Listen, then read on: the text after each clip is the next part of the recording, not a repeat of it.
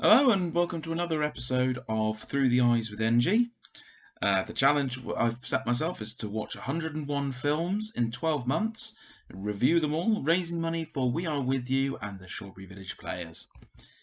We Are With You, Shropshire, is a confidential service for young people and families affected by drugs and alcohol in Shropshire. Their work includes information support and advice about drugs and alcohol, one-to-one support, group work, parent carer helpline, help to make decisions about lifestyle, links to other services, early intervention, and harm reduction. The Shawbury Village Players, well, if you've known me for any length of time, you'll know who the Shawbury Village Players are. The Shawbury Village Players are a community theatre group based in, unsurprisingly, Shawbury. They put on multiple productions a year, including pantomimes, Shakespeare, murder mysteries, and much more. Now, if you're anything like me and you've had some issues with anxiety and mental health in the last few years, then you might understand just as well as I do that the idea of losing a constant in your life, like the Village Players is to me, is too hard to even contemplate. So please, if you're watching, please consider dropping me a few quid so I can review a few films and we can have a bit of fun. Speaking of fun, this time we're covering Attack of the 50-Foot Woman. It was released in 1958, directed by Nathan Yuran, using a fake name of Nathan Hertz because he was actually embarrassed by the final film. It was written by Mark Hanna and starred Alison Hayes as Nancy Archer, William Hudson as Harry Archer, Yvette Vickers as Honey Parker, Roy Gordon as Dr. Isaac Cushing, and George Douglas as Sheriff Dubit. There's like 7 other characters in this 65-minute film where the monster of the monster film doesn't turn up until 9 minutes before the end. It's probably worth noting that this is a film that's shorter than a lot of episodes of Game of Thrones, not including the last season. It was made for $89,000 over 8 days, and yeah, before you ask, you can tell. Watching a film wise, this was actually probably the easiest one I've done so far, but reviewing it. Well, let's put it this way. There isn't exactly a lot of meat on the bone here. So this might turn out to be a little bit less of a review and more of a bit of a history lesson of what was going on in the 1950s around the film industry and just why this one stands out to this day. But hey, maybe with this one you'll learn a little bit instead of just hearing me talk about a film which does have a reputation for being one of the, here we go again, worst films ever made. Okay, so based in South Carolina, whilst driving home one night following a fight with her cheating husband, Nancy Archer encounters a giant ping pong ball. Encounters a UFO with a giant man inside. After fighting with her husband Harry, who's trying to get her committed to a mental asylum so he can divorce her, get her money, and then run away, I think, because we never know, with his honey.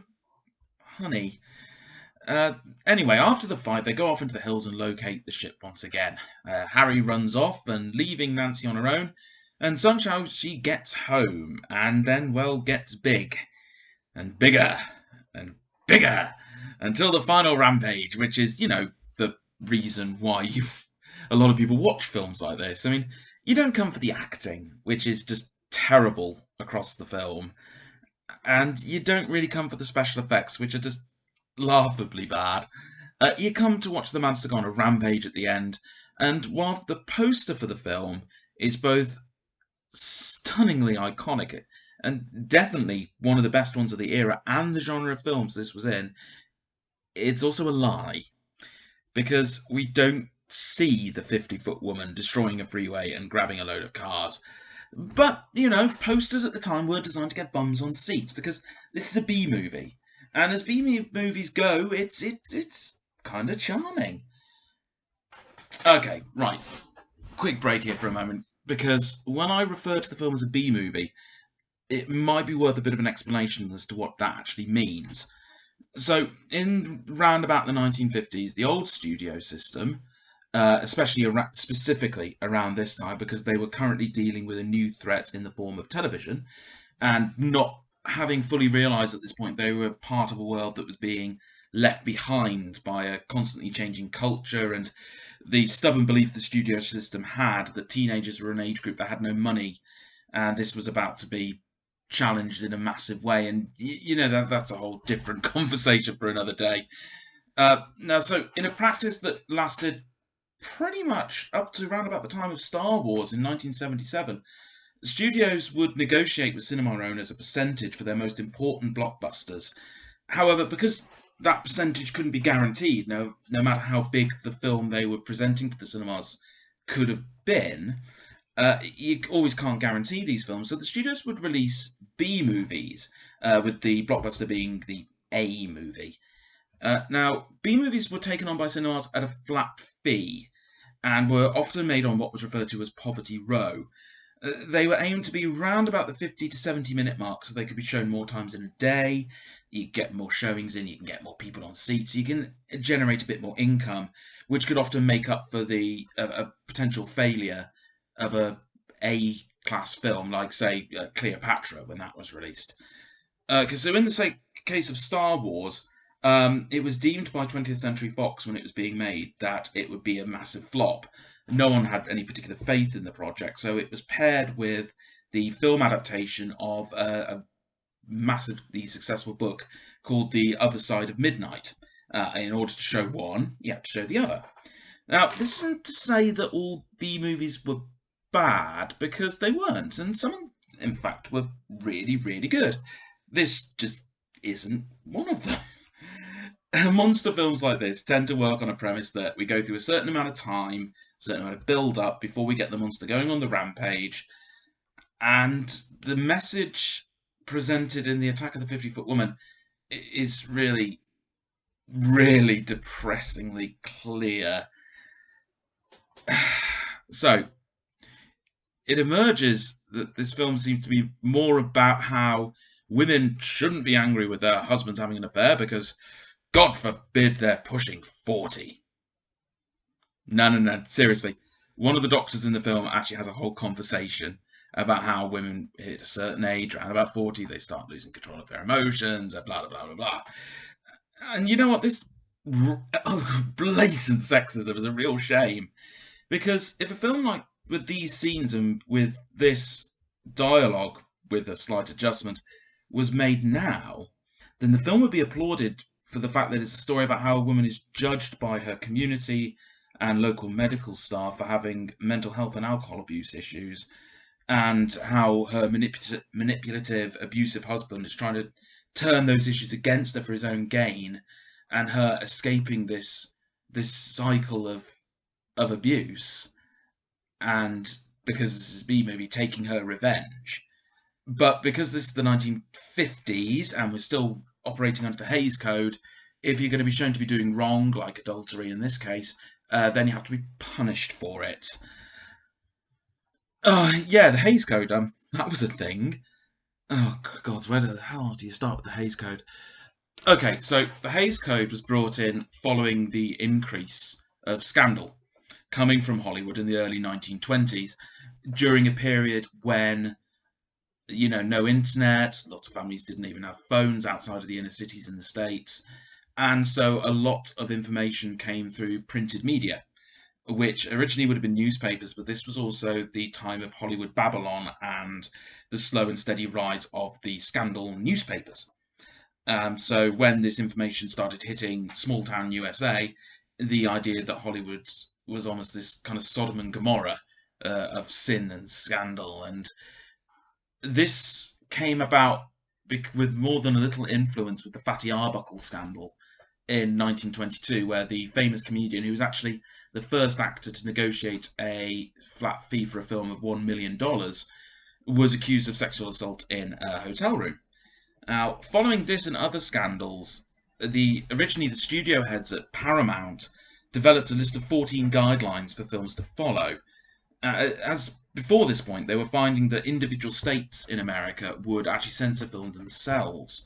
So a film that was released in, say, Kansas might have scene A removed, but then it was released in, say, because everyone's talking about it right now, Pennsylvania, they might keep scene A but remove scene B because that's what offended them.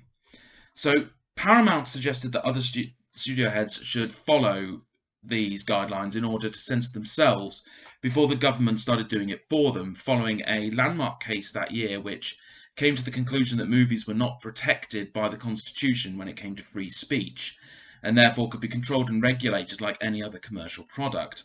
Now, Paramount didn't expect them to have to themselves to actually follow the guidelines. However, shortly after, they leaked to Variety magazine and then were picked up by another self-appointed board, which, to cut a long story short, after William Hayes was appointed the Hollywood czar who was to enforce these rules, even though they took about 4 years for them to really come into practice, they became known as the Hayes Code. And while the rules were beginning to show they were on their way out come 1950, as Hollywood began to see that the old rules were no longer working and films from other countries, which didn't have to follow the Hayes Code, were beginning to make more and more of an impact and also more and more money. That being said, you didn't follow this link to watch this video to watch a lecture on the Hayes Code, nor to see me try and find some positives of a film that I thought was quite charming but also quite bad. You want to see me say how terrible it is and how the effects are awful and the rampage is more of a quiet stroll. Now, you want to see me laughing about how from Nancy turns from a normal-sized woman to a 50-foot woman while staying in her bedroom the whole time. And when the inevitable punishment comes around, you want to see me laugh about how silly it looks. And while I can't really argue with any of those, they got more of an amused chuckle from me rather than make me resent the time I was spending with the film. And the way the film's edited and the musical score is presented when Harry is beginning to contemplate murdering his wife for the money is presented much like, and indeed in some cases a lot better than a lot of other murder mysteries I've had to suffer through recently. I mean, there's a lot to like about this film, and it's actually made me want to start going back and revisit more films from this era before the introduction of the Hayes Code. And fair enough, I don't see myself catching up on Birth of a Nation anytime soon, because the changes the code made to cinema and the sneaky ways that some films try to get around them are actually really interesting. Anyway, I'll stop now. But take this away with you. This is about an hour long. It's really interesting to watch, and before you complain too much about how the giant hand looks, you try and come up with something like that in a week with less than 85k. While I wait, let's have a look and see what we're doing next. So we're going from Attack of the 50-Foot Woman over to, we're doing Metroland. Thank you for this, Dave. We'll give Metroland a look. Hopefully this will be up this evening. And you never know, you might be able to watch this before we find out who's president. Thanks very much for watching. Please give it a thought. Give us a few quid. See if we can do a film you like. Thanks for watching.